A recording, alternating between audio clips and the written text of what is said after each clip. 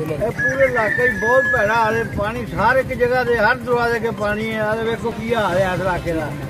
बच्चे बीमार होने एक जनाजा गया बड़े तंग हो गए जो लगाए वोट लैन की बारी सारे मैंबर सारे दस्से आते पे वोट दो वजीरे आला या वजीरे आजम साढ़े इस रस्ते के बारे कोई करे जनाजा का रस्ता है।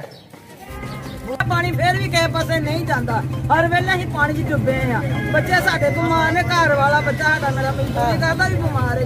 सरीला पानी है गंदा पानी असि आप बड़े बड़े जाइए मजदूरी साडे डब्बे विच हर गली च हर जगह ते पानी पानी है। बच्चे बीमार बहुत बुरा हाल है। लम्बी टप्पन सानू आवाज आ रही है की करिए तो जनाजा नहीं लगा सकते। असीं तो बहुत मुश्किल विच फसे हुए हैं। की करिए इत्थे कोई सुनदा नहीं साडी ना ही कोई सुनाई है। हमारा बंदा इन्ना क परेशान है कि हर कमरे के अंदर पानी जान दिया। हर गली के अगे पानी खलोता है। हर घर के अगे पानी खलोता है। ये चंगी घूमत आई है कि गरीब नालियां का मसला देखो चेयरमैन अभी पता नहीं कितने टुट के 4 साल घूम कर छड़ी साडा तो इत्थे यही हाल है। बहुत गंदगी